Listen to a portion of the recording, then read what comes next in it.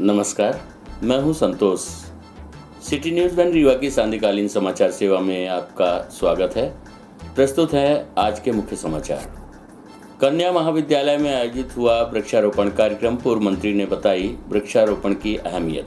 खस्ता हाल सड़क के विरोध में यूथ कांग्रेस ने किया चक्का जाम। 3 मंजिला मकान में चढ़े बैल राजा, बेडरूम में घुसकर पलंग में फरमाया आराम। खबरें अब विस्तार से।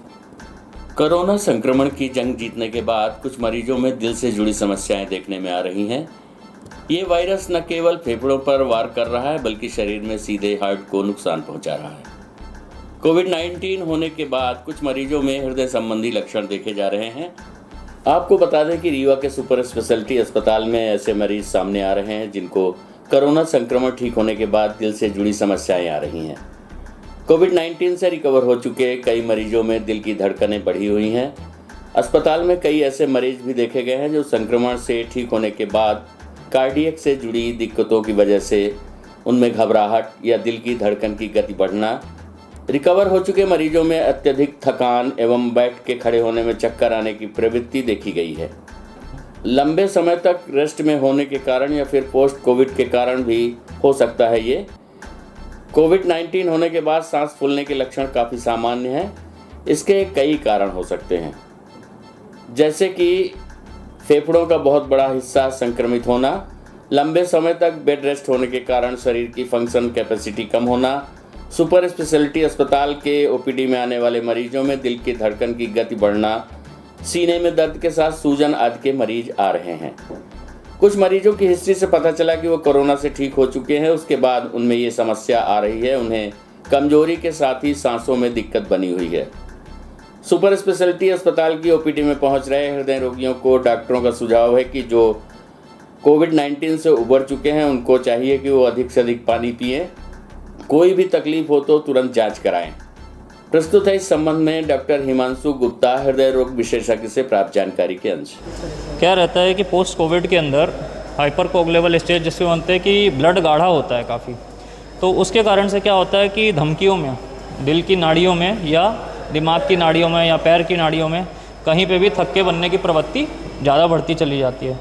तो ऐसे में क्या करना है, पोस्ट कोविड के जितने भी पेशेंट्स होते हैं उनको कोशिश ये करनी है कि पानी अधिक से अधिक रखें और पानी की मात्रा अपन को ज़्यादा रखनी है। और पोस्ट कोविड के अंदर अगर डी डाइमर एक जांच होती है, अगर डी डाइमर बढ़ा रहता है तो थोड़े समय के लिए खून पतले की दवाई चालू रखनी चाहिए, जिससे कि आगे का बचाव कर सकें, थक्के नहीं जमे किसी भी नाड़ियों में, चाहे दिमाग की हो, चाहे दिल की हो, चाहे पैर की हो, चाहे हाथ की नाड़ियों, कहीं पे भी थक्के बनने की प्रवृत्ति देखी गई है। ऐसे बहुत से मरीज आए हैं जिनके पोस्ट कोविड में 1 महीने बाद हाथ के नाड़ी में थक्का जम गया है, किसी के पैर के नाड़ी में थक्का जम गया है, किसी कोई हार्ट अटैक के साथ प्रेजेंट कर रहा है। तो ये सारे चीज़ें करनी पड़ेंगी। उसके लिए संभावनाएं बनी रहती हैं, लगातार बनी रहती हैं, मरीज आने की प्रवृत्ति रहती है। पर्यावरण संरक्षण जागरूकता अभियान अंतर्गत शासकीय कन्या स्नातकोत्तर महाविद्यालय रीवा में आयोजित किया गया वृक्षारोपण एवं संगोष्ठी का कार्यक्रम। आपको बता दें कि विगत कोरोना काल में ऑक्सीजन यानी प्राणवायु के महत्व को हमने समझा है। प्रकृति के अंधाधुंध दोहन से जहां पेड़ों की लगातार कटाई की गई और कंक्रीट के बड़े बड़े जंगल हम बनाते चले गए, वृक्षों के महत्व को हमने अनदेखा किया, जिससे ऑक्सीजन की कमी के चलते लोगों की इम्यूनिटी कमज़ोर होती चली गई और लोग कोरोना के साथ साथ अन्य बीमारियों से ग्रसित होते रहे हैं। प्राणवायु यानी ऑक्सीजन का महत्व हमारे वेदों में भी बताया गया है और प्रत्येक व्यक्ति को अपने जीवन काल में 2 बड़े फलदार वृक्ष लगाने के लिए कहा गया है, जिससे वो जितनी ऑक्सीजन प्रकृति से प्राप्त की है उतनी प्राणवायु धरती को वापस करें, तभी वो पृथ्वी के ऋण से मुक्त हो सकते हैं। आज इसी के चलते शासकीय कन्या महाविद्यालय में वन विभाग द्वारा वृक्षारोपण का कार्यक्रम आयोजित किया गया, जिसमें पूर्व मंत्री एवं रीवा विधायक राजेंद्र शुक्ल मौजूद रहे। बताया गया कि वन विभाग की टीम के द्वारा वृक्षारोपण का कार्यक्रम कई चरणों में किया जाना है। कार्यक्रम की शुरुआत सरस्वती प्रतिमा के माल्यार्पण के बाद शुरू हुई। इस अवसर पर Rewa collector doctor Ilaiya Raja T, कन्या महाविद्यालय की प्राचार्य रीता सिंह एवं एनसीसी की मेजर विभा श्रीवास्तव सहित एनसीसी की छात्राएं भी उपस्थित रहीं, जिनके द्वारा मार्च पास्ट भी किया गया। इस अवसर पर collector doctor Ilaiya Raja T ने कन्या महाविद्यालय परिसर को और ग्रीन होने की बात कही गई, जिससे कैंपस और हरा भरा हो सके। जिससे ज़्यादा ऑक्सीजन हमें मिल सके। इस अवसर पर पूर्व मंत्री राजेंद्र शुक्ला ने कहा कि शहर में सड़क के किनारे एवं शासकीय परिसरों में 10,000 पेड़ों को लगाने का लक्ष्य रखा गया है। वहीं जिस तरह से लोगों का सहयोग मिल रहा है उससे हम लक्ष्य से अधिक पेड़ों का रोपण कर सकेंगे। प्रस्तुत है कार्यक्रम की झलकी सहित पूर्व मंत्री राजेंद्र शुक्ल से प्राप्त जानकारी के अंश। पर्यावरण का संकट समाप्त हो सकता है, इसमें कोताही हुई है, इसीलिए पर्यावरण के संकट के लिए बड़े बड़े कॉन्फ्रेंसेस हो रहे हैं। लेकिन वृक्षारोपण के अलावा कोई दूसरा रास्ता नहीं, इससे सुंदरता भी बढ़ती है। सड़क के किनारे अच्छे वृक्षारोपण हो जाए, नीम के, पीपल के, बरगद के, करंज के, तो वो रोड देखते बनती है। मैं पहले जब दिल्ली वगैरह जाता था, आज से 15 साल पहले, भोपाल में तो मैं सोचता था कि ये इतना सुंदर क्यों लग रहा है बेंगलोर। ये क्या इस इमारत के कारण ये शहर इतना सुंदर है, या ये गगनचुंबी इमारतें या सड़कें। बाद में मैंने बहुत बारीकी से बैठ के मैं देखता रहता था, तो मैं इस निष्कर्ष पे पहुंचा कि ना ये इमारतों के कारण, ना इन चौड़ी सड़कों के कारण, बल्कि इन सड़कों के किनारे जो पेड़ लगे हुए हैं, कैंपस में जो वृक्षारोपण है, उसमें एक कोई भी जगह बची नहीं है जहाँ पर पेड़ लग सकता है और लगा ना हो। इसके कारण ये शहर इतना सुंदर दिखता है। और इसलिए फिर मेरे अंदर एक जुनून सवार हुआ, और मैं जब विधायक भी नहीं था तब भी मैं, जहाँ कहीं हमारी ज़मीनें थी, तो पागलपन सवार था पेड़ लगाने का। बल्कि मेरे पिताजी कहते भी थे कि खेत खत्म करके और पेड़ लगाने का काम नहीं कर रहे। तो मैंने कहा कि नहीं, खेत नहीं कर रहे, जो बाकी जगह बची है वहाँ पर पेड़ लगा रहे हैं। उसके प्लानिंग के हिसाब से स्टेप बाय स्टेप मैनर पे ना भी किया जा रहा है। मैं जस्ट एक ही चीज़ बताना चाहता हूँ कि अभी जस्ट हम लोगों ने एक कोरोना महामारी को बाहर की है। अभी उसमें आप लोगों को भी पता है ऑक्सीजन की ना कितनी कमी रही है। तो सभी लोगों की ऑक्सीजन की इम्पॉर्टेंस है ना, तभी समझ में आया कि ऑक्सीजन कितने इम्पॉर्टेंट है। जब कोई कोविड-19 का पीड़ित व्यक्ति हॉस्पिटल में एडमिट होता है तो पीक पीरियड पे एक व्यक्ति का 2-2 सिलेंडर की ना हम लोगों को ज़रूरत पड़ रही थी डेली। जब हमारी मेडिकल कॉलेज में 600 के ऊपर है ना पेशेंट्स थे, टोटल हमारी डेली रिक्वायरमेंट था 1500 सिलेंडर्स थे। 1500 सिलेंडर की ऑक्सीजन की ना ज़रूरत पड़ रही थी।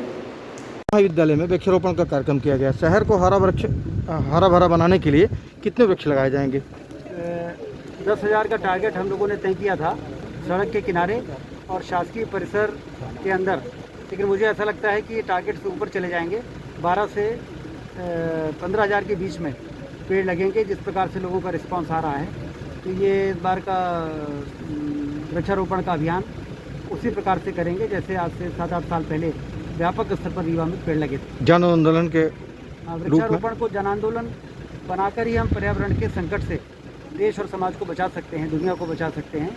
इसके अलावा और कोई दूसरा विकल्प नहीं है। इसलिए हम लोगों को इस काम में सक्रिय रूप से आगे आने की ज़रूरत है और लोगों को इसको में प्रेरित करने की ज़रूरत है, जो हम लोग कर रहे हैं। खस्ता हाल सड़क के विरोध में यूथ कांग्रेस के साथ ग्रामीणों का विरोध। सड़क पर ही दरी बिछाकर दिया धरना, किया चक्का जाम।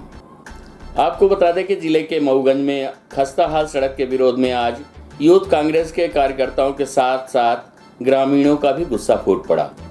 पिछले 3 वर्षों से सड़क की समस्या से ग्रामीण परेशान थे, जिसके चलते आज यूथ कांग्रेस के कार्यकर्ता मिलकर बीच सड़क पर ही दरी बिछाकर बैठ गए और चक्का जाम कर धरना प्रदर्शन शुरू कर दिया।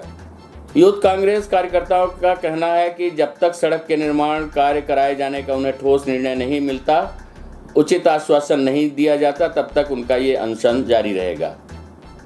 जिले के मऊगंज स्थित 5 किलोमीटर का बरहाटा से पतियारी मार्ग सीधी और रीवा जिले के लिए जाता है। इसके साथ ही ये सड़क छत्तीसगढ़ को भी जोड़ती है। लेकिन इस 5 किलोमीटर सड़क की हालत इतनी दयनीय है कि जब कोई अपने घर से निकलता है और बाजार की ओर जाता है तो ये डर रहता है कि वो वापस लौट कर आएगा भी या नहीं। इस खस्ता हाल सड़क को लेकर कई बार लोक निर्माण विभाग सहित संबंधित अधिकारी और स्थानीय नेताओं को अवगत कराया गया, लेकिन आज तक उनकी समस्या का हल नहीं निकल पाया है। सड़क की समस्या को लेकर धरना प्रदर्शन कर रहे कांग्रेस कार्यकर्ताओं का कहना है कि मऊगंज के भाजपा विधायक प्रदीप पटेल के द्वारा क्षेत्र के अन्य समस्याओं को लेकर आए दिन नौटंकी की जाती है, लेकिन उनका इतना बड़ा विधानसभा क्षेत्र होने के बावजूद उन्हें इन खस्ताहाल मार्ग के संबंध में कोई ठोस कदम उठाने की बात नहीं कही गई, जो बड़े ही शर्म की बात है। क्षेत्र के जिन लोगों ने उन्हें मतदान किया है उन सभी के लिए शर्म की बात है कि जनता को इस तरह का जनप्रतिनिधि कभी नहीं चुनना चाहिए। वहीं ग्रामीणों का कहना है कि बरसात के दिनों में इस 5 किलोमीटर की जर्जर सड़क में जल भराव की स्थिति निर्मित हो जाती है, जिससे कि लोगों के आवागमन में काफ़ी कठिनाइयों का सामना करना पड़ता है। यहाँ के लोगों द्वारा इस खस्ताहाल सड़क के बारे में संबंधित अधिकारी और स्थानीय जनप्रतिनिधियों को अवगत कराया गया, लेकिन अब तक समस्या का कोई भी हल नहीं निकला है। करीब 15 दिन पूर्व एसडीएम ने आश्वासन दिया था कि जल्द ही इस सड़क का निर्माण कार्य करा दिया जाएगा, लेकिन अब तक इस सड़क का निर्माण कार्य शुरू नहीं किया गया। वहीं ग्रामीणों का कहना है कि जब तक सड़क की समस्या का निराकरण नहीं किया जाता तब तक उनका यह धरना प्रदर्शन जारी रहेगा। आइए सुनते हैं इस संबंध में विश्वनाथ मिश्रा, जिला कांग्रेस कमेटी के उपाध्यक्ष से प्राप्त जानकारी के अंश।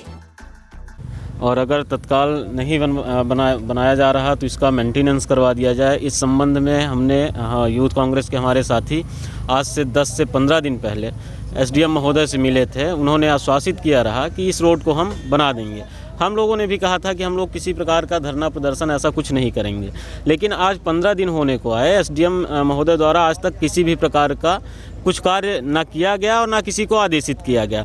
तो हम लोग अब धरने के लिए बाध्य हैं, चक्का जाम के लिए अब बाध्य हैं। तो इसके अलावा कोई दूसरा विकल्प हम लोगों के पास है नहीं। तो इसी संदर्भ में आज हम लोग ये चक्का जाम किए हुए हैं। ये कार्यक्रम आपका कब तक चलेगा? ये जब तक इस मामले का निराकरण नहीं होता, ये बरहटा रोड का निराकरण नहीं होगा, ये गड्ढे, ये जो रोड कमीशन की भेंट चढ़ गई, जब तक इस संदर्भ में फाइनल बात नहीं होती या हमको लिखित आश्वासन नहीं मिलता, तब तक निरंतर ये चक्का जाम हम लोग करेंगे। इसमें आप दोषी किसको? देखिए, इसमें ये जो ये रोड बनाई गई थी, ये अभी जो मुझे जानकारी है तो ये बहुत ज़्यादा दिन नहीं हुए हैं। इसकी गुणवत्ता सही नहीं थी, जिसके कारण यह रोड 1.5 साल हुए हैं, जिसके कारण ये रोड पूर्णतः गड्ढे में तब्दील हो गई। क्या कारण था कि आपको आज धरने में बैठना पड़ा? धरने का प्रमुख कारण ये है कि जो ये हमारा बरहटा से पतियारी मार्ग है, ये जो है तो सीधी और यहाँ तक कि रीवा की ओर जाता है। सीधी से भी आगे ये क्योंकि छत्तीसगढ़ का मार्ग है, इसलिए यहाँ छत्तीसगढ़ तक के लोग इस मार्ग से जाते हैं। लेकिन 5 किलोमीटर बरहटा से पतियारी मार्ग की हालत इतनी दयनीय हो चुकी है कि जब घर का कोई भी व्यक्ति बाजार जाता है तो ये लगा रहता है कि वो वापस आएगा कि नहीं आएगा। और इस संबंध में कई बार पत्राचार किया गया, कई बार चर्चाएं की गई, कई बार एसडीएम साहब को ज्ञापन भी दिया गया, लोक निर्माण विभाग में दिया गया, लेकिन ऐसा लगता है कि शासन प्रशासन पर उसका कोई असर नहीं पड़ रहा है। यहाँ के क्षेत्रीय विधायक, सम्मानीय विधायक में श्री प्रदीप पटेल जी आए दिन कोई न कोई नौटंकी करते रहते हैं, लेकिन इतना बड़ा मार्ग और उनका विधानसभा क्षेत्र होने के बाद भी वो इस संबंध में उन्होंने कहीं भी अपनी बात नहीं रखी। ये तो बड़े शर्म की बात है।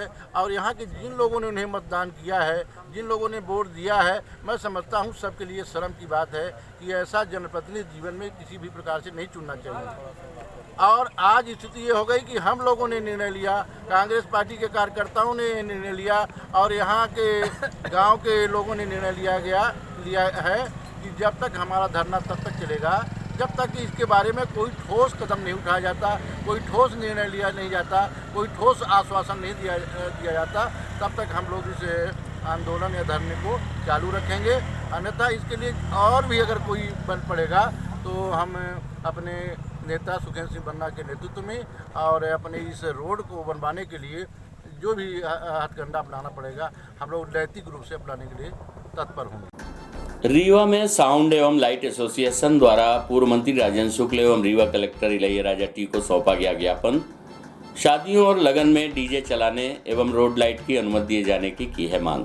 आपको बता दें कि Rewa sound and light association के अध्यक्ष राजीव वर्मा सहित कई पदाधिकारियों ने आज व्यापारी महासंघ के अध्यक्ष श्री नरेश काली के नेतृत्व में स्थानीय राजनिवास में जाकर पूर्व मंत्री एवं वर्तमान विधायक श्री राजेंद्र शुक्ल जी से तथा कलेक्टर इलैयाराजा टी से मुलाकात कर अपनी मांगों के संबंध में ज्ञापन सौंपा। अपनी समस्याओं से अवगत कराया एवं बचे हुए लगन के सीजन के दिनों में नियम शर्तों के साथ बारात निकालने सहित डीजे चालू करने की मांग की गई है। एसोसिएशन से यूसुफ खान, मनीष गुप्ता, आलम खान, शारदा सोंदिया, जुबैर खान, अरुण वर्मा, मज्जू खान आदि पदाधिकारी मौजूद रहे। प्रस्तुत है साउंड एवं लाइट एसोसिएशन के राजीव वर्मा से प्राप्त जानकारी के अंश।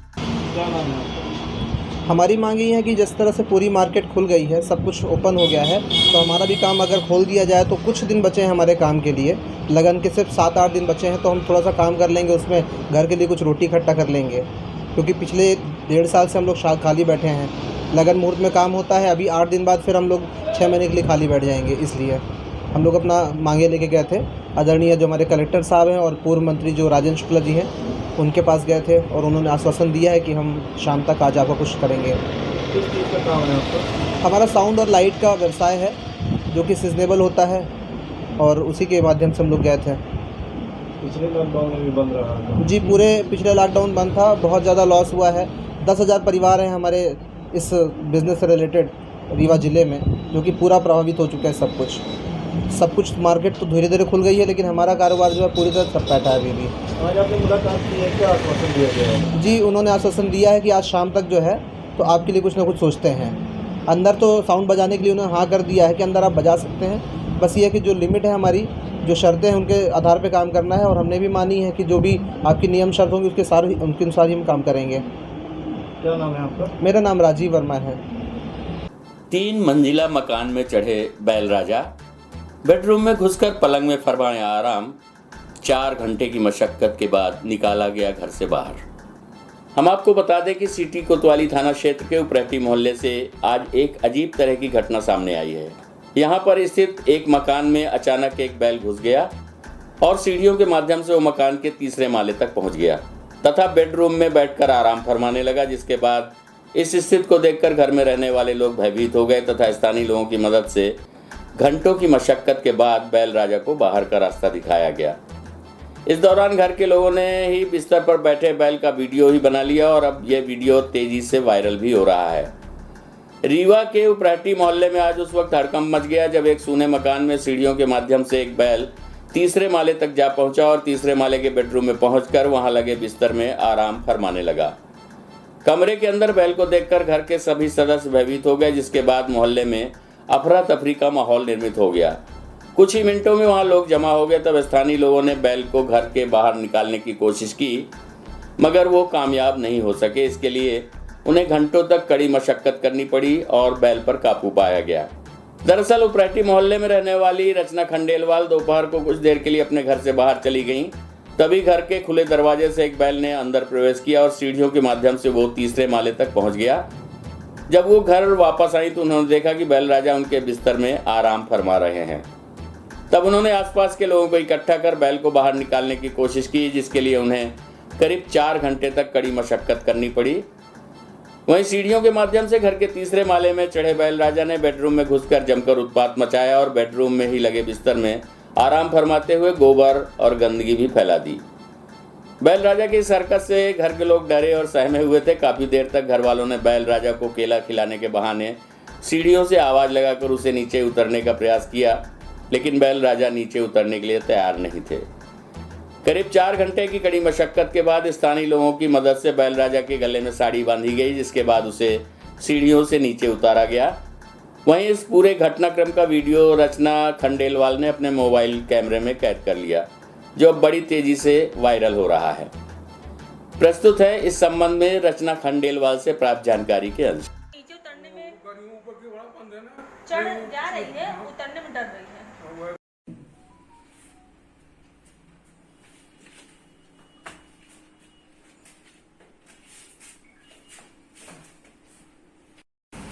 ऊपर से इधर से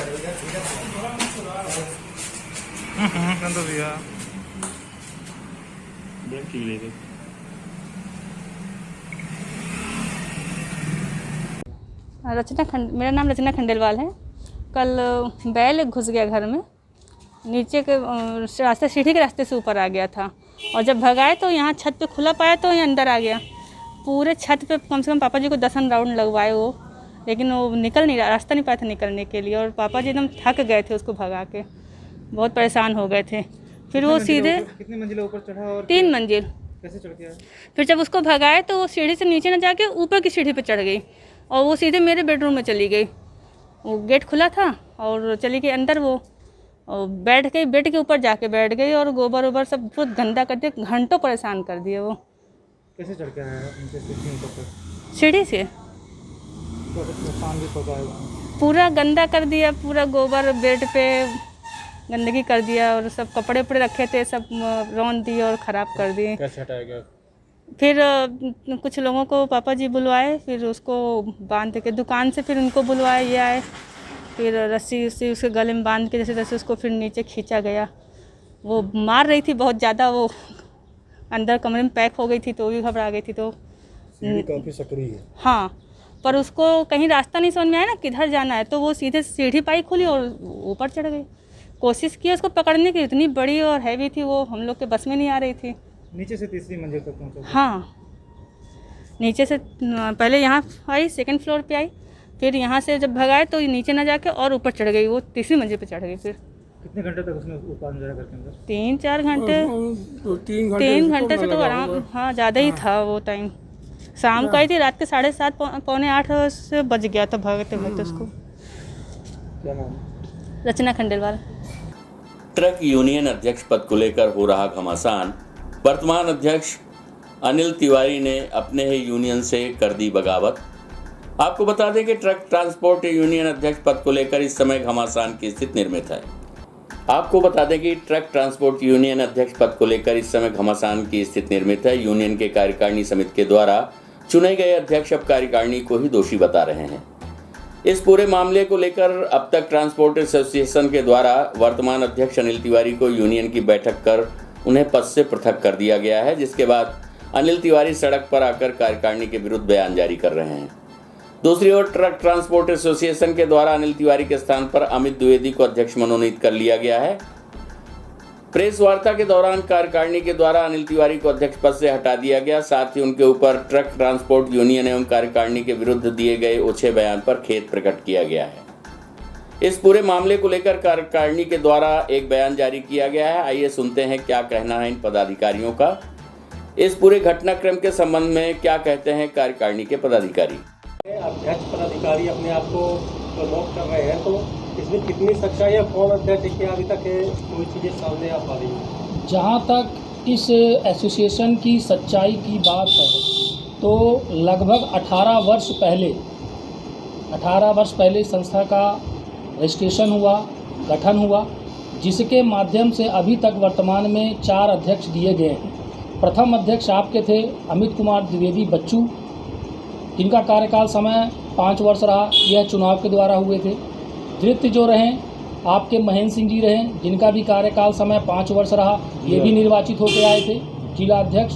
तृतीय आपके जो थे रजनीश पांडे जी, ये भी जिला अध्यक्ष के पद पे रहे, जिनका कार्यकाल समय 7 वर्ष रहा। चौथे वर्तमान पूर्व अध्यक्ष श्री अनिल तिवारी उर्फ मुन्ना जी थे, जिनका कार्यकाल समय मात्र 1 वर्ष था। ये अनिल तिवारी जी ने कल एक बयान जारी किया है जिसमें ये बताया कि वो लोग जो पदाधिकारी बने बैठे हैं वो सब फर्जी हैं। जी, क्या कहेंगे आप इसके बारे में? वो रिकॉर्ड है हमारे पास। देखिए क्या है कि जब अनिल तिवारी उर्फ मुन्ना जी हमारे कार्यकारिणी के अध्यक्ष थे, तब तक वह सबको पहचानते थे और सब उनके लिए बराबर के पदाधिकारी थे। और आज जब उनको कार्यकारिणी ने उनको बाहर कर दिया तो अब वो किसी को नहीं पहचानते, जिसका प्रमाण यह लेटर पैड है, जहां एक तरफ संभागीय अध्यक्ष अमित कुमार द्विवेदी और दूसरी तरफ अध्यक्ष जिला रीवा अनिल तिवारी उर्फ मुन्ना जी हैं। तब तक पहचान बराबर थी और जब कार्यकारिणी से बाहर कर दिया गया उनको तो अब वो पहचानना बंद कर दिए। और उस समय जब यह कार्यकारिणी में 1 वर्ष की कार्यकारिणी में अध्यक्ष थे, ये तमाम पदाधिकारी थे, इनको भी ये पहचानते थे। आज इनको पहचानने से मना कर रहे हैं। इसके लिए ज़्यादा से ज़्यादा हम लोग खेद उनके लिए प्रकट कर सकते हैं, ऐसी मानसिकता के लिए। देखिए, कोरोना काल के समय में सूक्ष्म रूप से गठन किया गया पदाधिकारियों को बुलाकर, प्रथम चीज़। दूसरी, कार्यशैली पारदर्शिता न होने के कारण, कार्यशैली में उनके पारदर्शिता न होने के कारण उनको पद से वंचित किया गया है और कार्य समिति की बैठक बुला के कार्यकारिणी द्वारा किया गया। किसी एक जन का यह फैसला नहीं है। यह आपका कथन सत्य है कि राजनीति है, यूनिटी है, लेकिन आपने अभी जो अंतिम शब्द कहा कि यूनिटी नहीं है, राजनीति, तो राजनीति यहाँ प्रमुख कारण है। देखिए, इसके लिए कोई किसी को बाध्य नहीं कर रहा है, संज्ञान में लाया गया है। जैसे हमने अपना रजिस्ट्रेशन क्रमांक जो हमारा राज्यपाल के ऑफिस से कार्यालय के माध्यम से हुआ है और हमारी संस्था का 18 वर्ष पुराना इतिहास है, जिसके अंतर्गत पूर्व में जितने भी जिला अध्यक्ष रहे हैं, वर्तमान में अगर इससे ज़्यादा कोई है तो पब्लिक उनके पास जाने के लिए आज़ाद है। कार्यशैली के हिसाब से वो उनका चुनाव करे। चुनाव बैठक देखो, डॉक्यूमेंट में कोई एविडेंस है कि आपने बैठक की है, उनको ऐसे नोटिस दिया कि आप बिल्कुल पद से हटाया जा रहा है, इस तरह से कोई डॉक्यूमेंट नहीं आपको मतलब फोन के माध्यम उनको पिछले 1 वर्ष में जो उनकी कार्यशैली थी, उनको कई बार उनको सूचित किया गया कि जो उनका लेखा जोखा लेन देन का है वो क्लियर किया जाए। उसमें लगातार अनियमितता पाए जाने के कारण ये नियम लिया गया। केवल फोन के माध्यम जी, केवल फोन के माध्यम से नहीं, आमने सामने रूबरू होकर लिखित पेपर में के माध्यम। आप अगले अध्यक्ष के चुनाव के लिए क्या चुनाव कराने की क्या योजना? अभी हम लोग देखिए, कार्यकारिणी ने अपना नया अध्यक्ष चुन लिया है बैठक करके। आप अमित कुमार द्विवेदी जी नए अध्यक्ष व संभाग अध्यक्ष पूर्व चुने गए हैं। वर्तमान कार्यशैली को आगे प्रवाहित करने के लिए, क्योंकि लॉकडाउन के चलते 1 साल का कार्यकारिणी समय दिया गया है, अगर स्थिति सुधरती है तो बृहत रूप में चुनाव कराया जाएगा जो नियमावली है। सर, चूँकि हमने देखा था ट्रांसपोर्ट नगर में कई चुनाव में देखे हैं, वो मैंने ही कराया। बाकायदे चुनाव होता है, उसमें वोटिंग होती है, वो मीडिया में आता है, पॉपुलर होता है, मतलब इस तरह से चुनाव में तो जो चुनाव की कार्यशैली है उस विधि से हुए थे। अब वो आपके ही माध्यम से, आपकी ही संस्था के माध्यम से, आपकी एसोसिएशन के माध्यम से कराए गए। पहले महेंद्र सिंह हुए थे, फिर 2003 में फिर रजनीश पांडे हुए थे। हम सब जानते हैं ट्रांसपोर्ट नगर में। आप चूँकि इस विवाद को खत्म करने के लिए आप लोग क्या चुनाव कब करा पाएंगे? भाई अभी तो कोरोना काल चल रहा है, कोरोना काल में तो निर्णय नहीं ले सकते, कलेक्टर साहब परमिशन नहीं देंगे। मतलब आपकी एसोसिएशन ने निर्णय ले लिया है? हाँ, निर्णय ले लिया है, पदाधिकारियों ने लिया है, मोटर मालिकों ने अपनी सहमति दी है। आज की खबरों में बस इतना ही। कल हम पुनः हाजिर होंगे कुछ नई खबरों के साथ। तब तक के लिए हमें अनुमति दीजिए। नमस्कार।